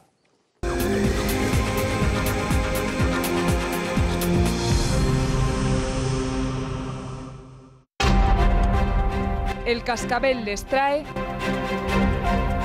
las portadas de los principales periódicos que ya pueden encontrar en las aplicaciones móviles y mañana en los kioscos. Comentamos las portadas a continuación. Enseguida vamos con las portadas, pero antes Lucía Crespo, cuéntanos cómo va ese barómetro y qué comentarios, opiniones se está recibiendo. Pues Antonio, de momento el 28,6% considera que sí, frente al 71,4% que considera que no, que el gobierno no está respondiendo con la suficiente contundencia a los ataques por parte de independentistas y populistas contra la monarquía. Estos son los datos que hemos recibido ahora mismo. Les recuerdo a nuestros espectadores que los teléfonos continúan abiertos y que resolveremos el barómetro al final del programa. Voy a leer dos de los mensajes de nuestros seguidores en Twitter. Nos dice María, gastar dinero lo lleva en los genes el Partido Socialista. Hace años la entonces ministra de Cultura y hoy vicepresidenta Carmen Calvo dijo que el dinero de los impuestos no era de nadie. Alucinante. Y nos dice otro seguidor, previsión de ingresos absolutamente ficticia, se va a gastar mucho más y no se va a recaudar lo previsto. Camino seguro a la recesión económica. Bueno, sigan ustedes opinando. Gracias, Lucía. Luego volvemos contigo. Pero antes, vean, la portada voy a recordarles, portadas de periódicos. ABC titula este asunto que hemos comentado anteriormente con nuestro compañero Chema Rodríguez, del Mundo en Andalucía. La portada de ABC sobre el particular es: la Junta usó el método ERE para gastar sin control otros 3.500 millones de euros. La juez sospecha que utilizó a todas las consejerías para regar la agencia IDEA, el Instituto de Fomento Andaluz, pero luego ya pasó a llamarse Agencia IDEA, y sostener el sistema clientelar del gobierno del PSOE andaluz. Sobre este asunto, El Mundo, en información de Chema Rodríguez, dice que una juez amplía la investigación de los ERE falsos a toda la Junta, indaga si se usó el mismo sistema de pagos irregulares en más consejerías y la razón, la razón eleva la cantidad presuntamente, en fin, malversada, a 4.315 millones. Dice la razón que un fondo de reptiles mayor que el caso ERE se ha detectado que se está investigando un desvío de 4.315 millones de euros de la Junta. Un juzgado reclama al gobierno de Susana Díaz las transferencias de todas las consejerías al Instituto de Fomento de Andalucía, que luego pasó a llamarse IDEA, Agencia IDEA, y la sustituta de Alaya, la juez que cogió este caso después de irse a Alaya, retrasó 2 años el asunto, retrasó 2 años la investigación, y ahora lo tiene una nueva, que es Pilar Ordóñez. ¿Tú quieres decir algo sobre este particular? Bueno, yo lo que quería decir es que la juez indaga, se sospecha, la unidad operativa de la Guardia Civil, que a mí me parece bastante eficaz, va a investigarlo, pero de momento no se ha descubierto nada. No se ha descubierto nada. Todo esto es algo que se sospecha que pudo ocurrir, que se utilizaron los mismos mecanismos que se utilizaron para los ERE en las consejerías, en las distintas consejerías. Y eso es lo que se va a investigar y me parece muy bien que se investigue. Hombre, está en precampaña electoral, bueno, alguien puede ver alguna casualidad, en fin, en de este movimiento. Pero en cualquier caso, de momento, lo que hay son sospechas de que pudo haberse utilizado ese mecanismo que en algunos casos terminó siendo delictivo. No, se han pedido, no siempre. Claro, bien. Se ha pedido documentación. En algunos casos del ERE, oye, por favor, un poco de respeto, simplemente respeto. Bien, vale. Entonces, se sospecha y por tanto hay que investigarlo. La prueba de que estamos hablando de una especulación todavía, es que el ABC sale con una portada que habla de 3.500 millones y La Razón habla de 4.350. Eso tiene una explicación, me vas a perdonar. Hay 800.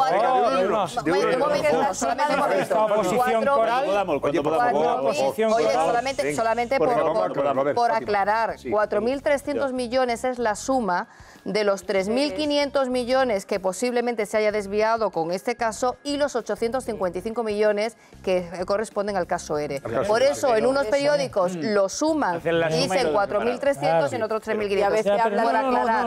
La Razón pone, investigan el desvío. Por aclarar. Perdón, déjame que lea el titular. La Razón. Investigan un desvío de 4.000. Pero bueno, estamos hablando de como si fuera un dinero completamente nuevo a investigar, 4.315. No, hombre, bueno, a ti te parece algo que te parezca, pero ese titular está así. Hombre, por favor. No, pero sí es, vamos a ver. Claro que parecerá más o menos acertado, pero se refiere a eso. Claro que es un dinero. Me parece muy bien que cada uno titula como le dé la gana. Pero estamos hablando de una investigación distinta y se habla de 4.300 millones, mientras el ABC habla de 5.500. Estamos especulando y me parece muy bien que cada uno lo pinte como quiera, pero de momento no se ha demostrado. Yo creo que precisamente la magnitud que tiene esta información es muy importante. Yo no creo ni que estemos ni especulando, ni haciendo conjeturas, ni haciendo sencillamente hipótesis.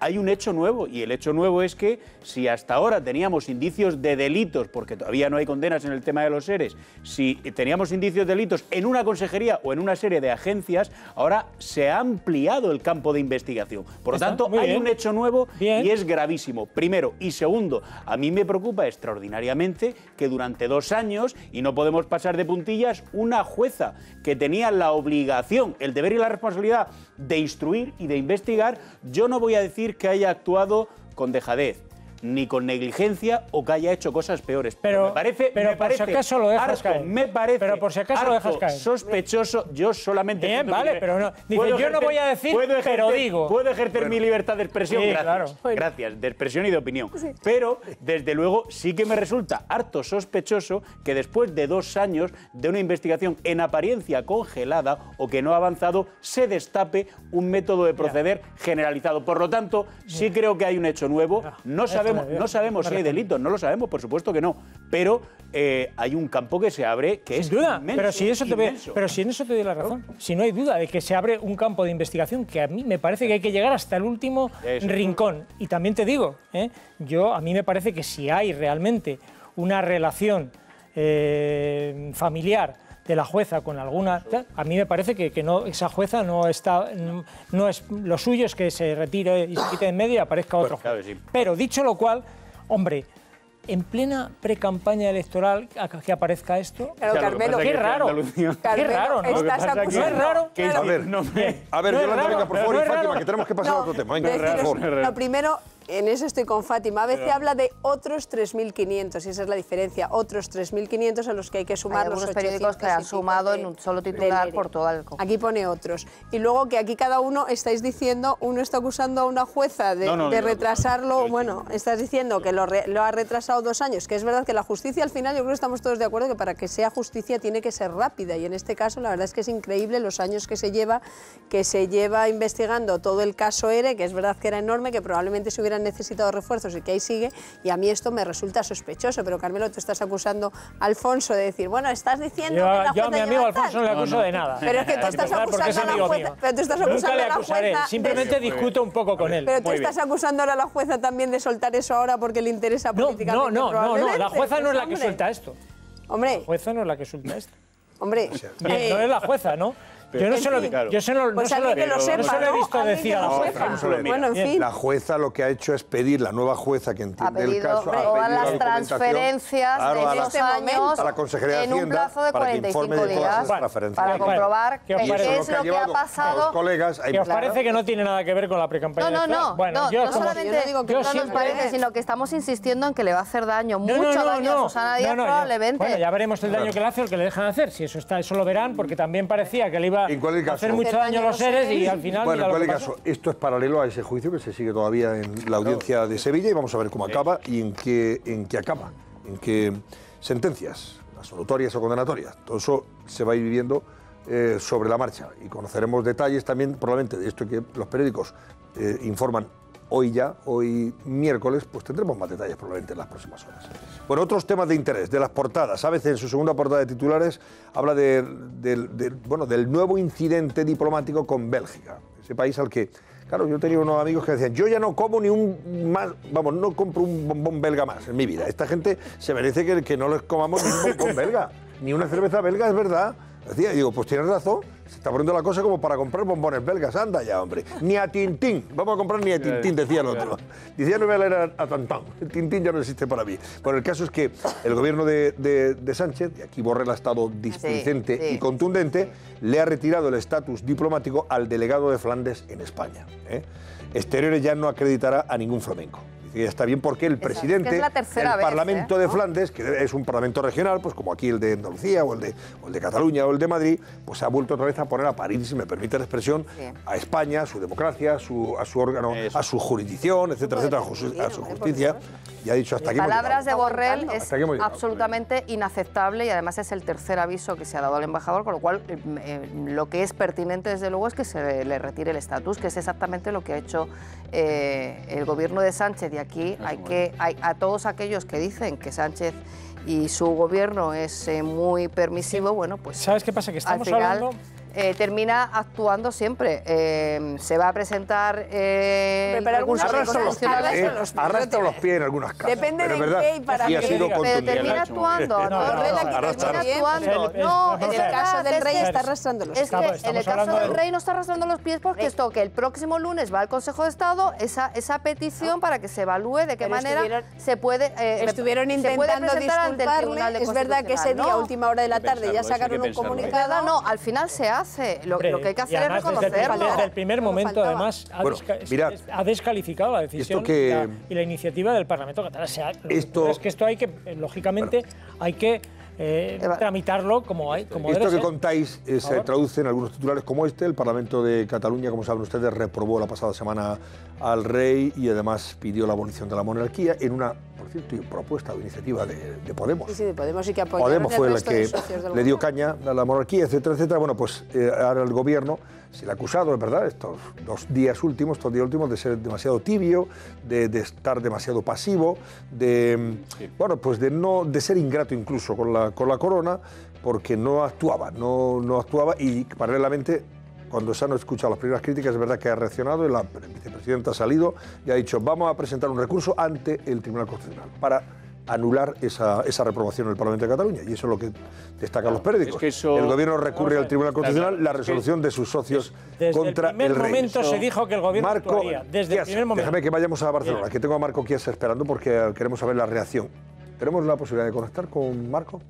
A ver, ¿qué vamos a ver, es que eso creo que tiene dos lecturas. Primero, a mí me parece que sí que en el primer instante faltó probablemente una respuesta en lo verbal más contundente, más firme por parte del gobierno. Ahora bien, sí que es verdad que si a este asunto se le va a dar un trámite y que si esa reacción va a llegar al Tribunal Constitucional, pues estas cosas no se pueden hacer de la noche a la mañana. Bueno, y por tanto, tiene que estar bien estudiado, tiene que estar bien valorado, llega al Consejo de Estado y eso lleva unos días. No lo puedes hacer en 24 horas. Lo que necesitas es que no te lo tumben. Bueno, entonces, claro. Lo que necesitas es que te aconsejen sobre eso.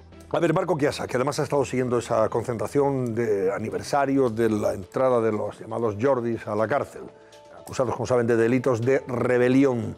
No sé si ha habido mucha gente, poca gente en esas concentraciones, pero también ha habido reacciones a la decisión del gobierno de recurrir esta propuesta de resolución o esa resolución del Parlamento de Cataluña contra el rey y contra la monarquía. Marco, buenas noches.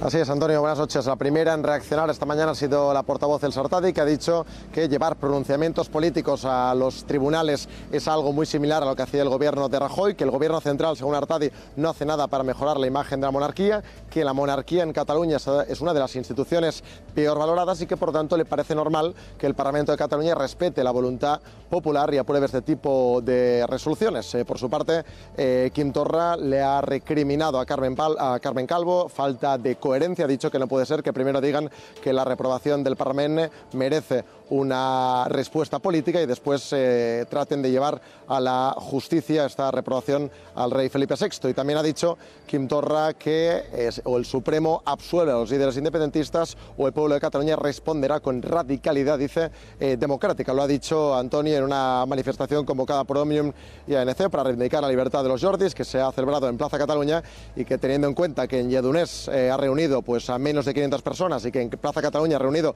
a unas 5.000, unas 10.000, pues se podría catalogar la convocatoria de fracaso, porque no han conseguido ni siquiera llenar la Plaza de Cataluña esta tarde. Bueno, pues eso ha pasado esta tarde, esta noche ya, entrada la noche también. Gracias, Marco Chiesa. Hasta mañana, gracias. Bueno, en relación, claro, es que el gobierno primero había dicho que era un asunto que no tenía ninguna consecuencia jurídica y que, bueno, que iban a estudiarlo y tal. Tampoco tenía consecuencias jurídicas todo lo que se hizo y las interpelaciones que se hicieron al Parlamento en el 2015, y fue la hoja de ruta de todo lo que vimos el año pasado. Con lo cual, al final sí que tiene consecuencias. Las críticas sobre esa pasividad, esa tibieza, venían dadas porque se había dicho, bueno, como esto no tiene ninguna consecuencia jurídica... Sí. Perdón un momento, si me permitís. Desde el primer momento el gobierno dijo que actuaría y que le parecía impresentable. Es verdad que ha tenido... Mandaron una nota de prensa, sí, no, que te estoy defendiendo, que mandaron una nota de prensa esa tarde. Pero, por ejemplo, claro, esto ha sentado mal a Pablo Iglesias, que le pidió a Sánchez que no recurriera. Pero ¿y qué? O sea, no, le pedirá lo que pida, pero el gobierno en esto... Creo que es que no se puede ni siquiera permitir el lujo de presentar ningún tipo de dudas ante la opinión pública. Es evidente que eso que se hizo en el Parlamento de Cataluña no era admisible y, por tanto, había que dar un trámite político a esto. Yo lo que sé. Venga, pues ese recurso va a presentar en cualquier caso el viernes, ¿no? El viernes se va a presentar. ¿Se aprueba en el Consejo de Ministros? Se va a presentar el informe para el Consejo de Estado. Una vez que el Consejo de Estado dé su dictamen, que será probablemente favorable, porque casi siempre es favorable, favorable, se presentará ante el tribunal. Sí, es que esta mañana Carmen Calvo ha dicho que lo aproban el viernes y luego es verdad que ha salido Meritxell Batet diciendo que el viernes lo que iban a pedir es el informe preceptivo, que se tiene que hacer siempre, por otra parte. Bueno, también lleva ABC en portada que el alza fiscal al diésel amenaza a los repartidores. El gobierno remite la medida a Bruselas y pone en vilo al sector. Es que es verdad que el Gobierno, el Ministerio de Hacienda está diciendo no, que no va a afectar a nada a los no a los repartidores, a todos los transportistas, a tal, pero resulta que en el plan que han mandado a Bruselas o lo cambian o solo hablan del gasóleo profesional, con lo cual todo el mundo, los taxistas, no solo repartidores, o sea, los taxistas, tal, todos los que no utilicen ese gasóleo profesional se van a ver afectados. Es alucinante cómo se está criminalizando a los conductores de vehículos diésel, que son todavía el 30% de los vehículos que se están comprando en España. Yo creo que más, y además... Yo creo que más, no, pero ha bajado bastante en los últimos meses, pero ha bajado bastante. Pero no obstante, cómo se está tocando un nervio que es crítico en nuestra economía, el sector de la automoción, que está moviendo más del 10% del Producto Interior Bruto y que está llevando a determinadas plantas por la incertidumbre a dejar de fabricar determinados coches. Es que es inconcebible. Venga, que sea otro debate, para otro día, dejamos eso. Vale. Que no tenemos tiempo. Dice ABC también que Sánchez viajará a Cuba. El presidente del gobierno viajará a Cuba el día 22 y 23 de noviembre, en plena campaña en Andalucía, y la Iglesia española endurece su protocolo contra los abusos sexuales a menores. Venga, sigo avanzando. El Mundo, titular del Mundo muy interesante, que ya le leímos hace media hora. Ciudadanos plantea al Partido Popular bloquear los presupuestos generales del Estado por ilegales. Legales entre comillas. El partido de Rivera pretende que la mesa del Congreso rechace la tramitación de las cuentas de Sánchez por no respetar la senda de déficit. Y Pastor, presidenta del Parlamento, pedirá un informe a los letrados de la Cámara para ver si es verdad que puede bloquear o no el trámite parlamentario de los presupuestos. Habla también de un plan B del Gobierno, que es subir la cotización más alta un 20% para recaudar otros 2.000 millones de euros. Eso significa subir la cotización ¿a qué? A los que ganas más de 42.000 euros, me parece que es lo máximo por lo que se cotiza. O sea, ahora hay un tope. Tú si ganas más de 42.000 solo se cotiza el 28%, bueno, un 24% en la empresa, un 4% más o menos con algún decimal los trabajadores, de esos 42.000 euros, y a partir de ahí ya no se cotiza. Y tampoco luego tienes derecho a pensión más alta. Pues lo que plantean, claro, destopar eso, destoparlo en lugar de... Y entonces, claro, eso lo paga. Es que si no, se planteó hace unas semanas. Ya se lo paga la empresa y el trabajador, con lo cual es palo también, hachazo al trabajador. Pero se supone que es pan para hoy y hambre para mañana, porque si tú destopas también tendrás que subir las pensiones más altas. No puedes subir una cosa sí y otra no, con lo cual... Bueno, vamos a ver en qué acaba este lío. También habla de España, que retira el estatus al delegado de Flandes en nuestro país y abre una crisis con Bélgica. Exteriores reacciona así ante los ataques del presidente del Parlamento de Flandes, el presidente del Parlamento flamenco. Y los socios de Sánchez, se refiere a Podemos, le instan, los socios de Sánchez, Podemos y los separatistas, porque son ambos socios parlamentarios de Sánchez, le instan a que no defienda al rey en el Tribunal Constitucional. Al final, pues sí, va a haber un recurso, eso ya está claro. La Razón, al margen del asunto de Andalucía, habla también de Iglesias. Hombre, ahí está la foto. ¿Le está guiñando el ojo a quién? Parece que a Tardá. A Tardá, ¿no? Sí. Le guiña el ojo izquierdo concretamente. Dice, el negociador de Sánchez para los presupuestos. Dice el enviado especial, sí, de Sánchez a Cataluña, a la cárcel de Lledoners, ¿no? Iglesias llamará a Puigdemont y se verá con Junqueras el viernes. El gobierno lleva al Constitucional la reprobación de sus socios al rey en el Parlamento. Alta tensión diplomática, Borrell retira el estatus de delegado de Flandes por críticas inaceptables. La verdad es que Sánchez le ha dado un aire a Iglesias que no tenía últimamente, con los presupuestos. Desde el día este que me sale el sello del Gobierno de España con el de Unidos Podemos al lado, ahora le pone a negociar los presupuestos. Yo creo que Iglesias... Bueno, ya veremos, porque Tardá... Una cosa es el aire que quiera darse Pablo Iglesias también. Tardá ha dicho esta misma tarde que mientras no haya rectificación por parte de la Fiscalía, no va a haber apoyo de Esquerra Republicana a los presupuestos. ¿Qué ha dicho concretamente, Fátima? Exactamente lo que estoy diciendo. Si no hay una rectificación de la Fiscal General del Estado, en cuanto a los delitos de rebelión, no habrá de ninguna manera apoyo de Esquerra. Y es verdad, y en esto hay que darle la razón a Tardá, siempre ha sido muy claro en esto y siempre ha cumplido lo que ha dicho. Otra cosa, no podremos culparle, pero siempre ha cumplido lo que ha dicho. Creo que hay un postureo en todo esto tremendo, que al final van a dar el visto bueno y van a desligar el tema de los presos. Si la Fiscalía cambiara de opinión, sería un escándalo de dimensiones. Trincarán dinerito, dirán, mándanos 2.000 millones más para Cataluña y están haciendo un papel. Aquí pasa y después las consecuencias. Bueno, el país destaca que la Conferencia Episcopal crea una comisión para combatir la pederastia. La cúpula eclesiástica revisará los protocolos para que las denuncias se envíen a las autoridades apropiadas.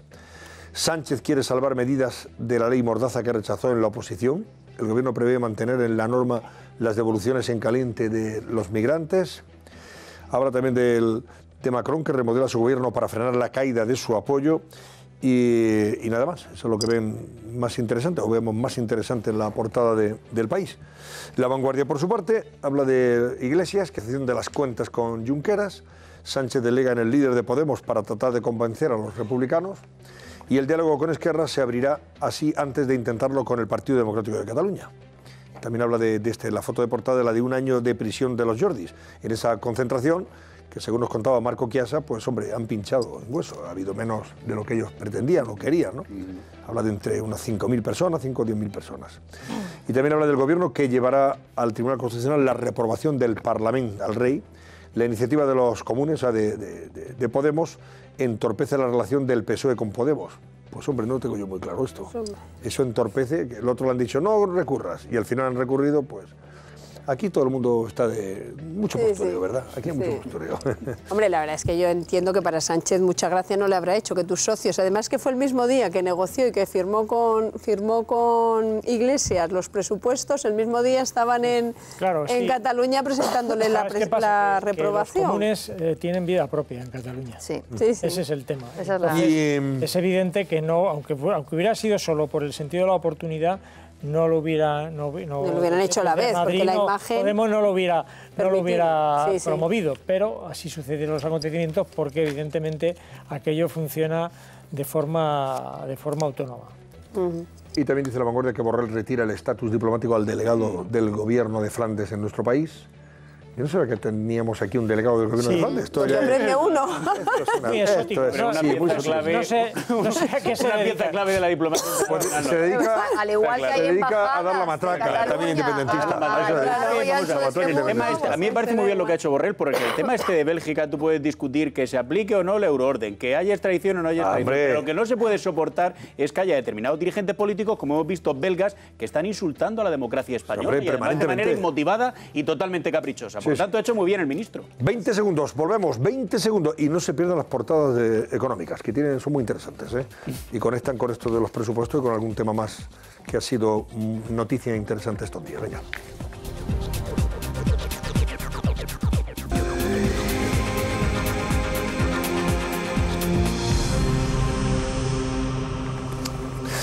Expansión, en su portada, Diario Económico, sigue analizando las consecuencias probables de los presupuestos, o el borrador de presupuestos que se ha enviado a Bruselas por el Gobierno y por Podemos, y de luego las consecuencias son bastante negativas.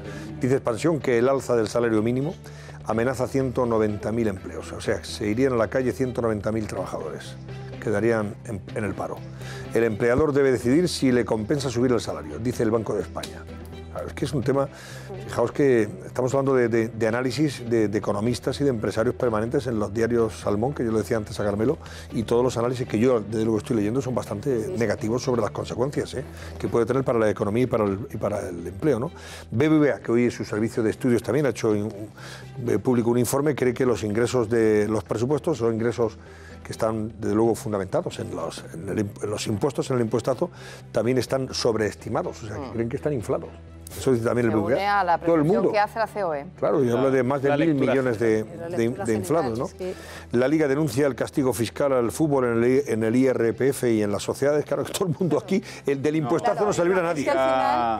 Es que se termina cargando la Liga, además. Y dice que tal como están las cosas, que la ministra Calviño parece que ha viajado a Londres, bueno, parece no, dice Expansión que ha viajado a Londres para defender la política económica del gobierno y tranquilizar a los mercados. Otra cosa es que lo consiga. Creo que una de las sorpresas más grandes que nos estamos llevando es lo de la señora Calviño, porque yo no sé, Fátima, si recuerdas a Solbes, que Solbes cuando le intentaban meter un gol, que le metieron unos cuantos de estos de aumento de gasto, por lo menos protestaba un poco, por lo menos decía, oye, no, cuidadito, cuidadito que nos cargamos la estabilidad presupuestaria, cuidadito. Pero la señora Calviño, oye, es que está calladísima y defendiéndolo todo. Yo, de verdad que me extraña. Los mercados no están inquietos y están tensos, y están por el presupuesto español, ¿eh? Pues, están tensos la prima de riesgo por lo que está pasando en Italia, por las guerras comerciales. Los mercados, Carmelo. No, perdona que te diga, mira, pero los mercados no están inquietos por el tema este. O sea, no es lo que ahora mismo les tiene tensos.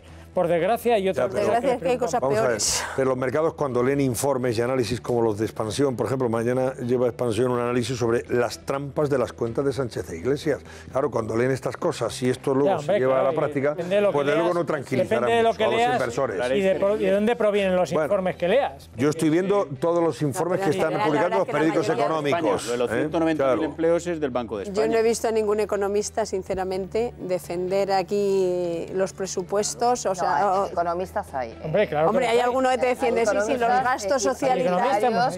Claro que han salido a la luz pública, pero solo citamos una parte. Pero es verdad, Carmelo, que el tema de los ingresos no cuadra. No, pero cuadran las si en eso cifras. estoy de acuerdo contigo. A Montoro no le Estoy de acuerdo contigo, pero ya te digo que en eso el papel siempre lo aguantó todo en todos los presupuestos. Nunca nos cuadraron las cifras de Montoro. Pero la diferencia de ahora ya lo he dicho yo al principio. La diferencia de ahora es decir que ningún economista. Bueno, no sé si ninguno. Es que sencillamente incierto. La mayoría de los empresarios y economistas, la mayoría de los bancos, a los que les tocas el bolsillo se quejan. Hombre, no escupamos al cielo para que nos caiga en el ojo, si estamos viendo lo que tú quieras, pero tú estás hablando de que a los que les está tocando el bolsillo más son los que se quejan. Vamos a ver, Carmelo, que estamos leyendo todas las noches las portadas de los diarios de información general y hasta El País, que no, hombre, yo creo que hasta El País cuestiona los presupuestos, hombre, por favor. ¿Qué parte del país lo cuestiona? Pues en el titular del tema de los ingresos dice que no es posible. Sí, pero en el resto lo cuestiona. Hombre, en los temas sociales me imagino que no, pero hombre, está un periódico. Que no, porque los temas sociales no he leído eso, no hemos hablado. No hemos hablado de que va. O sea, si ya cuestionamos los análisis que están haciendo los periódicos económicos de los presupuestos, ya todos los economistas. Volvemos enseguida hasta ahora. Ya lo que nos faltaba por ver.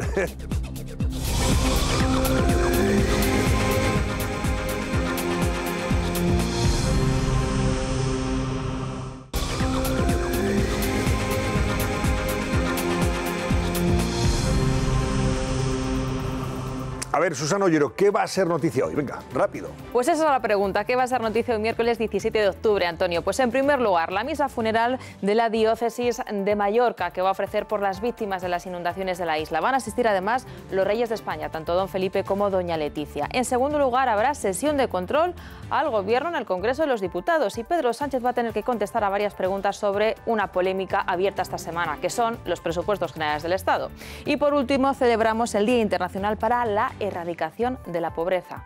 Antonio. ¿Y el barómetro cómo ha concluido hoy? ¿Qué dicen nuestros espectadores, Lucía? Antonio, pues el 75,3% considera que el Gobierno no está respondiendo con la suficiente contundencia a los ataques de independentistas y populistas contra la monarquía, frente al 24,7% que considera que sí. Gracias, Lucía. Nos marchamos. Adiós, Carmelo Encinas. Adiós, Fátima Iglesias. Adiós, Alfonso Merlos y Yolanda Gómez. Buenas noches. Y ustedes disfruten de El Comisario, nuevo episodio. Está fantástica esa serie. Venga, que pasen buena noche.